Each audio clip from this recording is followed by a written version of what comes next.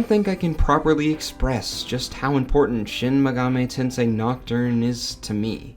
What was originally a game I randomly picked up as a fan of the Persona series became one of the most impactful games I would ever play. This was my introduction to SMT, and I remember booting the game up for the first time not really knowing what I was getting into, but I ended up walking away with an unforgettable experience. An experience filled with joy, excitement, sorrow, frustration, anxiety, and most importantly, love. Since then, Shin Megami Tensei has become my favorite franchise in all of fiction. This series has some of the best gameplay, writing, and music, as well as my favorite game of all time, and I never would have experienced these games had Nocturne not piqued my interest. I loved just about everything in Nocturne when I first played it a couple years back, and on my most recent playthrough, I was able to fall in love all over again. I'm making this video with the hopes of showing you guys that Shin Megami Tensei Nocturne is more than just a great video game. It's something truly special that can be appreciated by everyone.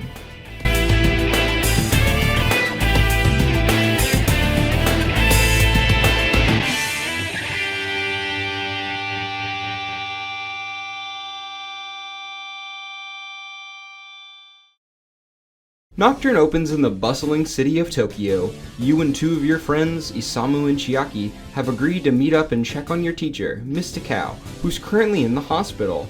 But once you arrive, there's an ominous feeling in the air. The hospital is completely deserted. You look around with your friends, but there's not a soul in sight. There have been some rumors going around about this hospital involving cult activity. Now worried for the safety of your teacher, you continue your search in the basement and, yeah, that pretty much confirms the cult theory. You run into a man named Hikawa, who claims that the world will end so it can be born anew. He begins to summon a demon before being stopped by Miss Takao. She takes you to the roof and explains the current situation. She and Hikawa both believe that the world is beyond saving. Humanity is a species that can't learn from its mistakes, and thus has remained in a stagnant state of destruction. The only way to fix this problem is to wipe the slate clean and start over. By using the scripture of Miroku, Hikawa will call upon an event that will end the world. The conception. Before the world can be reborn, it must first die, and everyone outside the hospital will perish along with it. This is a lot to take in, and there's so many things left unclear, but before you can ask any questions, the conception occurs.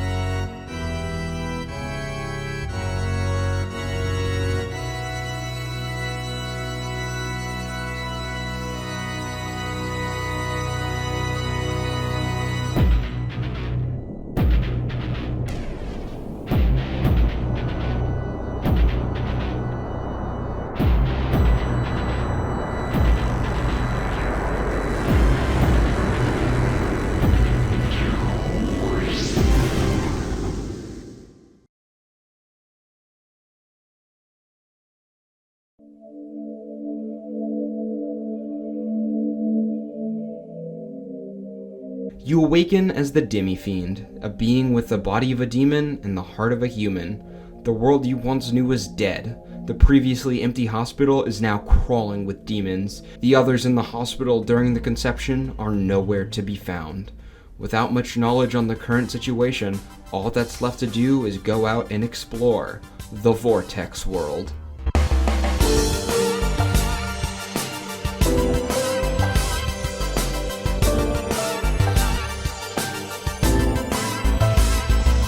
The Vortex world is an inverse sphere, wrapped around a being of light known as Kagetsuchi. Not much remains from the old world aside from some old architecture and lost souls. It doesn't take long to realize that this world is extremely dangerous. You don't have to look much further than the main inhabitants of this world, the demons. With humanity now extinct, demons have taken over and created their own society. Something interesting about these demons is that they're all based on real-world religions and mythologies. They're also absolute buttheads. Now, not all demons are evil. Some just run shops, or offer advice at bars, or invite you to play the worst arcade game of all time, but most of them will try to kill you. Demons tend to have very self-centered and extreme morals, which often causes them to believe that violence is the solution to any problem. However, they can be reasoned with. When in combat with a demon, you have the ability to talk to them and ask them to fight alongside you. When doing this, demons will normally question your morals and ask for cash and items as payment. Granted, most of the time they call you a loser and dip with all your stuff, but eventually you will convince a few demons to join your ranks. I love demon negotiation. It's not much, but it adds a bit of immersion to the world by making each demon feel like a unique individual. During your journey through the Vortex world, you will eventually come across one of the game's many dungeons. These can be some old buildings that the demons have repurposed, or a brand new area created during the conception. Or it's an underground tunnel again. The dungeons involve you solving various puzzles while fending off demons. And these dungeons are insane. The puzzle variety ranges wildly, from figuring out how to reach a specific area to Mario Maker style pick-a-path to randomly getting teleported around because you opened a door, idiot. These dungeons are meant to keep you lost and confused so that the demons can whittle away at your life. And it's awesome. Part of the fun from these dungeons comes from knowing that the odds are so stacked against you. At first, it may be frustrating to find out that this random tile was actually a pitfall the whole time, but with every trap you encounter, you learn more about the dungeon. You'll begin to notice patterns in the layout, see hints in the architecture, and the feeling you get after overcoming these challenges is incredible. But puzzles are not the only challenges you have to overcome. After all, the traps in dungeons are only effective because it gives the demons more chances to take your life. Combat is another major aspect of Nocturne, and SMT has the best combat in the genre. Nocturne introduced the press turn battle system, which revolves around weaknesses and resistances. You're given one action per member in your party, and hitting weaknesses, critical hits, or passing your turn will only use half an action. This means if you play your cards right, you can up to double your actions in a single turn, allowing you to one-round groups of enemies you couldn't otherwise, or squeeze in an extra buff before your turn ends. However, missing an attack or using an attack that the enemy avoids will use 2 actions, which will severely limit your options. And if you use an attack that the enemy reflects or absorbs, that is it. Your turn ends and your life will probably follow. At first, the combat seems pretty easy. The press turn system will allow you to annihilate groups of enemies without giving them the chance to attack, and the few times you do miss or avoid an attack don't really matter because the enemies can't effectively capitalize on it. That is until you make it to the Ginza Underpass.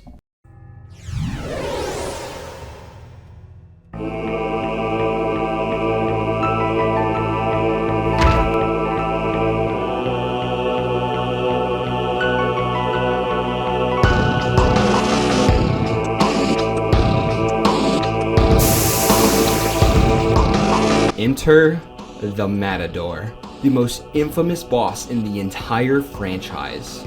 And for good reason, because this guy will curb stomp you until your head becomes one with the pavement. The Matador is meant to enforce the idea that the press turn system works both ways. Just as easily as you can use it to wipe out a group of enemies, the enemies can use it to send you back to the title screen. The Matador starts this fight by maxing out his agility, he has no weaknesses to capitalize on, and he hits like a truck.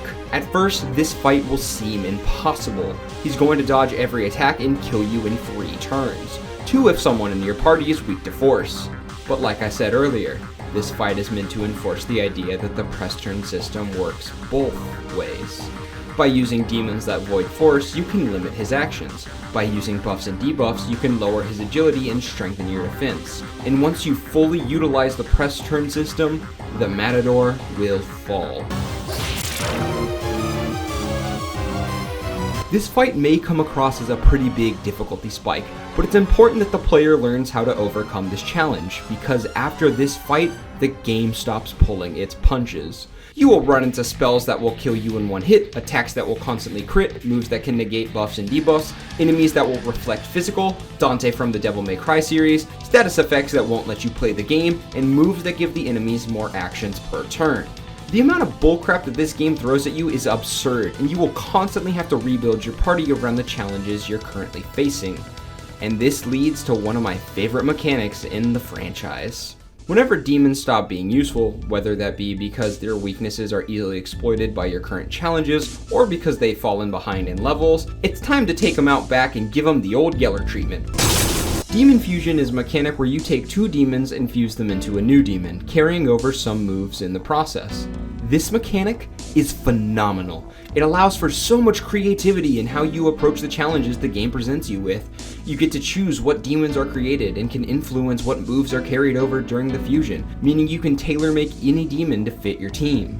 Overcoming challenges by using the resources you have to adapt to the situation always feels extremely rewarding. And let me tell you something, getting destroyed by a boss to then build a team specifically designed to counter that boss, running it back and absolutely wiping the floor with them is a feeling that words can't describe. This game is brutal. The game will always give you the tools you need to overcome it. At this point, it should be clear that the Vortex world is a cruel one. A world consumed by chaos with violence around every corner. Yet, in the midst of this chaos lies beauty.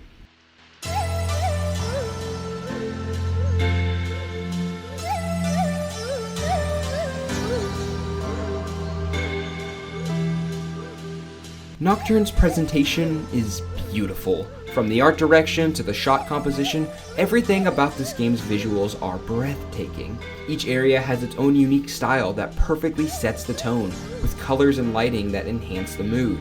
The presentation makes it so easy to get immersed in the Vortex world.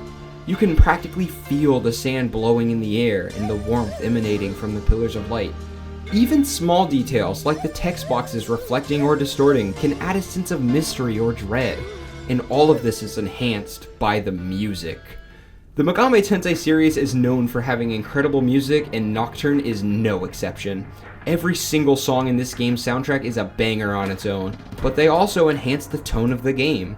This can be seen as soon as you start up the game with Title Loop 1, a song that perfectly sets the mood for the dreadful journey you're about to embark on.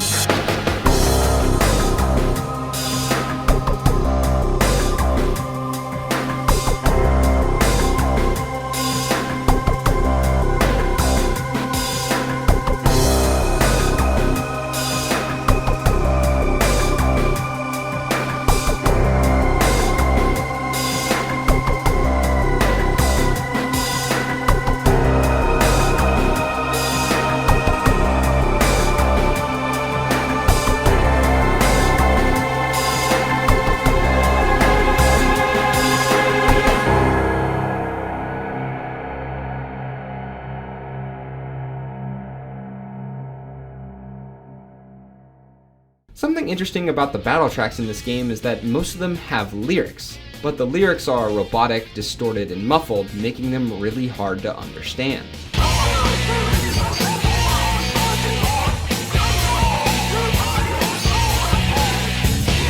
This lack of understanding makes each song a bit more ominous and uncanny.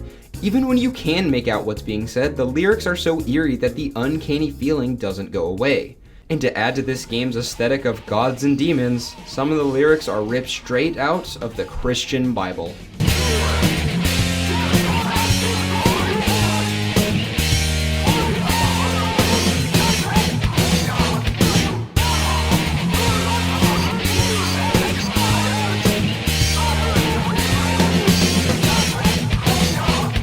These songs show off the more violent and chaotic side of Nocturne.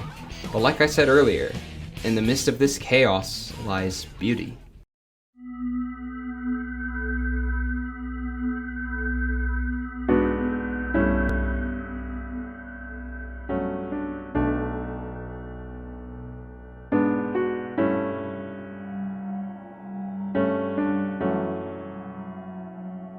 Reunion with Teacher is a song that plays when you meet Mystical in the Vortex world. This is a somber song, yet there's a faint cry of hope that can be heard in the background. This song is beautiful, and it perfectly expresses Mystical's character, as well as the world of Nocturne as a whole, because while the world may currently be in a state of ruin, it can be reborn into something greater. When Ikawa brought about the end of the world, it was pretty obvious that there was more to his plan. He wanted to bring about a new world, and the purpose of the conception was to put the world in a state where it could be easily molded. When the conception occurred, Kagetsuchi rised up to watch over the dead world and choose candidates to create the new one. In order to qualify for the power of creation, you must conceive a reason, a philosophy that will define the natural laws of the new world. You also need a demonic sponsor, a god that can support your reason and is willing to help you create the new world. And finally, you need to be human. Only humans are capable of conceiving reasons, and because the demi-fiend is part demon, you are unable to create a reason of your own.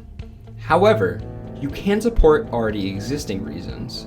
The other humans who survived the conception are all vying for the power of creation, each of them fighting for their own reason. The first person you meet after leaving the hospital is your friend Chiaki. Chiaki is a diligent student that comes from an upper-class family, and when the conception occurred, she lost everything. When you first run into her, she's devastated because she just lost the comfortable life she used to have and is now fighting to survive. But eventually, that sadness begins to fuel her resolve. Despite everything, she's still fighting. Not just for herself, but for the power to create a better world. And as she fights for the power of creation, she begins to realize something. The old world was full of many things, yet there was never any change. When the world needed innovation, it got stagnation. So in order for the world to evolve, worthless things must be erased. Chiaki intends to create a world that is ruled by the strong, the reason of Yosuga. Strength is something personal.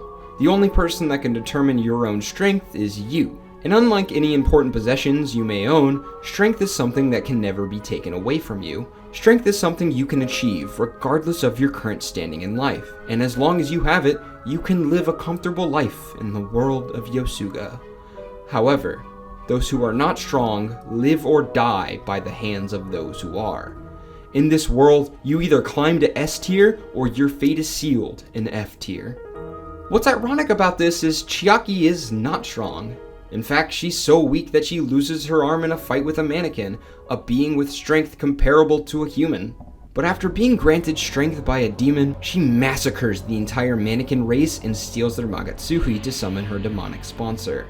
She didn't earn her strength, she was given it without any effort on her part, and yet she felt entitled to take what others had worked so hard to obtain. Chiaki's motivation isn't about helping the world or its people grow. She wants to go back to the way things were before the conception. She wants to go back to her old, comfortable life where she was near the top of the social structure, and she wants to ensure that she will never lose her place in the world again, regardless of the lives that will be lost in the process. The next character you meet in the Vortex world is Isamu. When you first meet Isamu, he displays a laid-back and brave persona, but it's not hard to realize that he's extremely timid underneath the surface. When you meet him in the Vortex world, his main goal is to find and save Miss Takao. Despite his fears, he's willing to venture out into the Vortex world and find his missing teacher. This, doesn't go well. After barely surviving enough dangerous situations, he stops trying to overcome his fears and instead gives in to them. He runs away into the labyrinth of Amala and hides there. While he's in there, he begins thinking about how much easier his life would be if he stopped worrying about others and only looked after himself. Thus, Isamu conceived his own reason, the reason of Musubi. The world Isamu wishes for is a world where everyone lives by themselves in isolation. You are the center of your own world, and you have complete control over your life. Everybody can live the way they want without affecting anyone else. However, we can see the flaws with this philosophy in Isamu's own actions. After spending most of the game in isolation, he ignored the challenges he was presented with and was unable to grow strong enough to bring about his reason on his own. The only reason he was able to gather enough Magatsuhi was because he held Hijiri, a journalist helping you learn about the Vortex world, hostage and forced you to do the dirty work for him, sacrificing Hijiri in the end. A world of isolation is a world of permanent stasis. Nobody would grow as a person because there wouldn't be a reason to. Everybody would live an unfulfilling life with no challenges to overcome or goals to work towards. Forever stagnant and alone. After running around the Vortex world for long enough, you will eventually be confronted by Hikawa. Seeing as how he brought about the conception, he already conceived a reason before the Vortex world was created. We don't really know where Hikawa's reason stems from because it was something he developed before the game even started. What we do know was that he was a former member of the Cult of Gaia, a group of individuals that value strength and free will above all else. Hikawa betrayed this group and summoned demons to massacre them, which is what created the demonic rumors at the start of the game. Hikawa's reason is the complete opposite of what the Cult of Gaia values. He wishes for a world of perfect harmony and oneness, the reason of Shijima. Hikawa views people as a detriment to the world as they are greedy and self-centered beings. Humans should exist to serve the world, not the other way around. In the world of Shijima, everyone would work in unison with the planet. This would be a world without war or famine, a world without pain and suffering. Everyone would be equal and always at peace. But this would also be a world without joy. The only reason we can currently experience happiness is because we know it's not guaranteed. The bad days are what help define the good ones, and without them, every day would blend together into nothingness. Not to mention, a world where everyone works in unison is a world devoid of individuality. No one would have any personal hobbies, aspirations, relationships, anything. Everyone would live an identical life with the only purpose being to serve as a cog in the machine. And despite wishing for a world where everyone works together, Hikawa's actions are extremely selfish. He alone was unhappy with the current state of the world, and took it upon himself to end the lives of everyone else just so he could see his vision come to fruition. A vision where everyone lives an identical life of stillness. The last human is Yuko Takao. When you first meet her in the Vortex world, she's being used to gather Magatsuhi for Hikawa. Once you free her, she explains that while she did initially help Hikawa, his world of stillness is not the one she wants to create. She wants to see a world where people are grateful to be alive. A world where people's selfish desires don't get in the way of progress, and people are willing to work at bettering themselves. She even manages to find a demonic sponsor to support her, but she is unable to conceive a reason.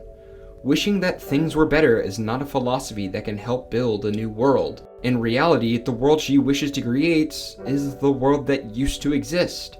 When living in a world where everyone is free, some people will use that freedom for greedy or harmful purposes. But there will be others that use it to push for positive change and personal growth. Yuko was in a dark place and unable to see any good in the world, so she ran away to the Vortex world, hoping to solve a problem that didn't exist. The previous world was the most free the world was going to get, as creating a world with natural laws would remove part of that freedom. In the end, she has no reason to fight for, and thus cannot create a new world. The only thing left that she can do is try and stop the world from being recreated in an image that she finds terrible. And thus, her life comes to an end in an attempt to stop Hikawa, sacrificed to summon his demonic sponsor. The final dungeon in this game is the Tower of Kagatsuchi. The first person to reach the top will be granted the power of creation. This is by far the most complicated area in the game. Multiple dead ends, hazardous tiles, invisible blocks, random teleporters, and so on. Just when you think you know where you're going, no you don't. It should also be noted that when you enter this tower, your alignment is locked. The choices you made throughout the game will determine the reason you're fighting for, and the reasons you're fighting against.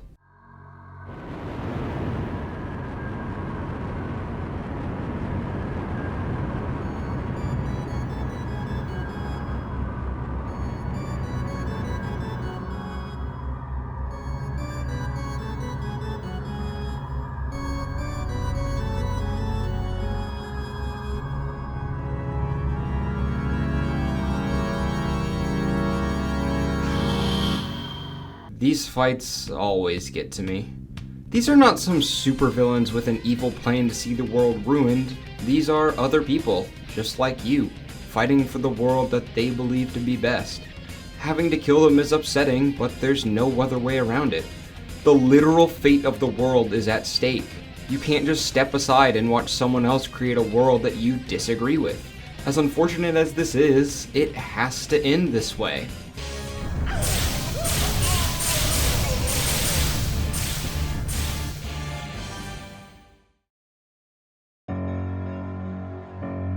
Their death scenes are haunting. Even without voice acting, you can practically hear the despair in their final words. Everything they fought for was all for nothing. The world they believed in will never come to be.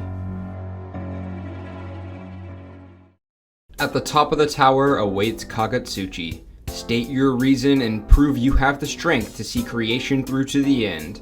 Kagetsuchi explodes and a new world is born in the image of your reason. You're thanked for your hard work and take a look at the world forming on the horizon. A new life and a new world awaits. However, you don't have to support a reason. By rejecting the reasons and embracing all aspects of freedom, the good and the bad, you can make Yuko's dream a reality. You can restore the old world. This idea infuriates Kagetsuchi. The Great Will had already given humans complete freedom, and that freedom led to the end of the world. Without change, history is doomed to repeat itself. So now, rather than testing your resolve, Kagetsuchi is fighting with the sole purpose of killing you. Kagetsuchi is strange. For most of the game, it seems like an emotionless being whose only purpose is to bring about the birth of a new world. But in this route, it shows that it has its own ideals and is willing to jump to violence when someone doesn't meet them. Just what is this thing?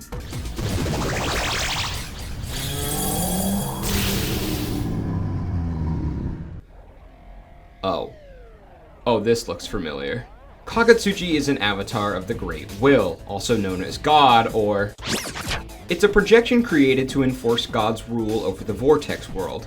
God hates freedom because it allows humans to live on their own accord, rather than obediently following his law. As such, Kagetsuchi hates freedom as well, and is willing to break creation protocol in order to fight you. But after falling to your hand, Kagetsuchi cannot stop the world from being created in the image of the one who slayed it.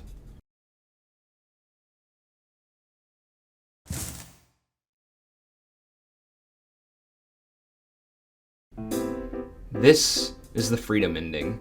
The world is reverted to its state before the conception. Everyone is alive, and everything is back to normal. In most other games, this would be considered the good ending. After all, you saved the world. But Nocturne is not like other games. Kagetsuchi's words still ring true. You solved nothing. Humanity is a species full of faultful beings doomed to repeat the same mistakes. In a world where all it took was one man's selfishness to bring about the apocalypse, a refusal to change means there's nothing to prevent the conception from occurring again. Not to mention God is still out there, capable of creating another Kagetsuchi. You didn't save the world, you just found a temporary solution. And when the second conception does occur, there's no guarantee that you will survive it again. It's pretty clear that the process of creation is unfair. Regardless of the path you choose to walk, you are ultimately at the mercy of the Great Will. You either create a world that strips away aspects of humanity, or push back against the process and delay the inevitable. Either way, the cycle of death and rebirth is destined to repeat until God is satisfied with the world. If only there was a way to bring an end to this rigged cycle.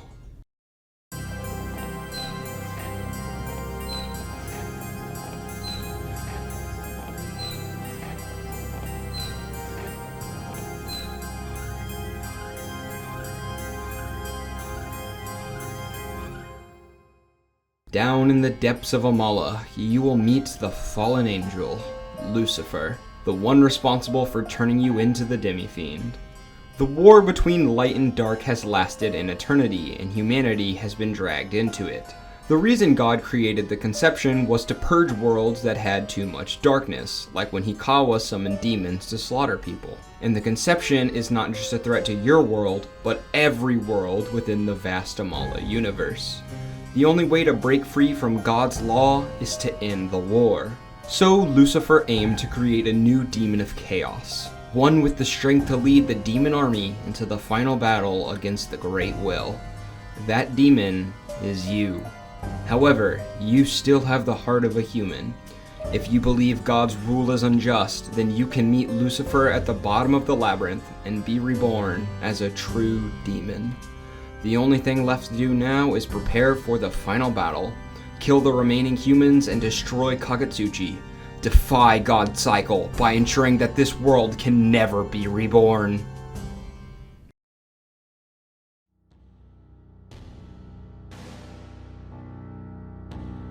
The Vortex world is dead. All that exists now is darkness. The final battle between light and dark draws near. But there is one last thing you must do.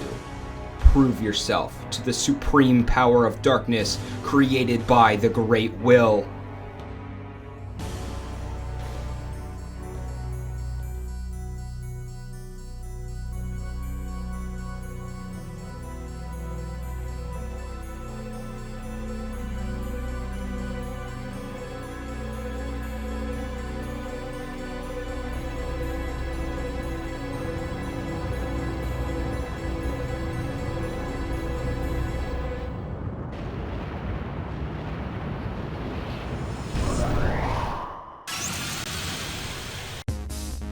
This is by far the hardest fight in the game. Lucifer has multiple hard-hitting almighty spells, can heal himself, and often inflicts status effects. Sometimes he just points at someone and says, "Screw you in particular." You will have to spend entire turns recovering from his attacks. But what makes him really dangerous are his resistances. He resists everything, including almighty. The only way you're gonna get decent damage in is with Pierce, which I only had on my Demi-Fiend. This fight is a tight balancing act of constantly getting in some good hits while also ensuring that you can survive his next onslaught of attacks. But after a long and grueling battle, you will finally best the King of Darkness.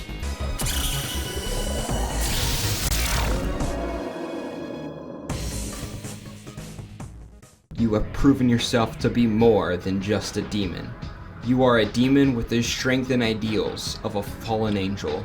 You have become Lucifer's Antichrist and will lead the demons of darkness into the final battle against God. This is the only way to fight back against the Great Will. If God is eliminated and the threat of the conception is removed, then the universe will be truly free. But this comes at the cost of your world. By killing the remaining humans, you have ensured that your world will never be reborn. The people that once lived in your world and had their lives unjustly taken from them will never get a second chance in a new world. The fights with the other humans trying to create the world are no longer a clash of ideals. You wish to use them as stepping stones to push your own agenda. You're sacrificing everything for a chance to free the universe from God's reign. A chance. There is no guarantee that you will win this fight. And if you lose, then all of those sacrifices were for nothing. So once again, you're left with a hard choice. Play into the Great Will's hand and recreate the world, push back against the process and delay the inevitable, or sacrifice everything for a chance to make a difference. There is no right answer. Making a choice like this can be hard, and luckily, you don't have to. There exists a sixth ending in this game where you choose to abstain from making this choice.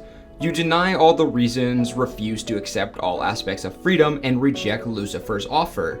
And your reward for doing this is nothing. Absolutely nothing. When you reach Kagatsuchi, he calls you an idiot and leaves. There is no fight, he just dips. Lucifer shows up to tell you that he likes how you went against God's order, but he also has no reason to stick around. You didn't want to help him change the universe, so he also leaves. The game ends with you staring off into the distance of a dark, barren world that has no future. This is the only bad ending in the game. When presented with hard questions, you chose to hide from the responsibility of coming up with an answer. As such, you are punished with no final boss and an unsatisfying ending.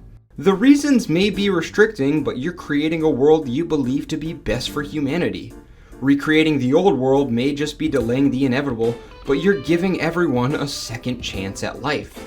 Trying to fight the Great Will may be a futile effort that cost everything, but you're fighting to make a difference. Regardless of the path you choose to walk, you still made a hard choice. And that's what I love about the endings in Nocturne. There is no objective good ending. The best ending is the one that you personally believe to be best. Each person will walk away with a different opinion on the ideal ending. And I think that's pretty amazing.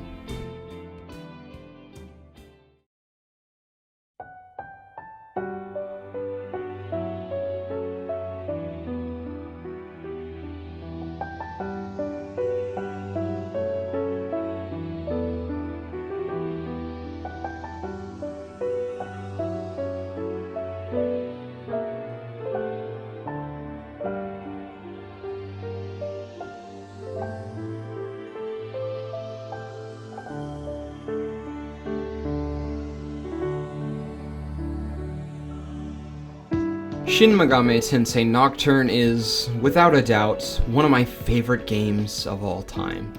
It's truly an unforgettable experience that continues to stick with me to this day. The Vortex world is immersive and full of little details that flesh it out. The gameplay is addicting, with systems that allow for creative strategies and tough challenges that always feel rewarding. The soundtrack is amazing and never failed to amp me up for the fun and exciting moments, or beat me down for the sad ones. And the story is unique, with endings that allow for everyone to decide for themselves what the best outcome is. This experience is not just limited to the game either. I've often found myself talking with friends or family about this game, discussing the philosophies presented or explaining its unique setting. Heck, I still find myself trying to answer the hard questions that this game presented me with. Video games are more than just hobbies that people can waste their weekends on. They can be just as special as any book, film, or song. Shin Megami Tensei Nocturne is more than just an amazing video game.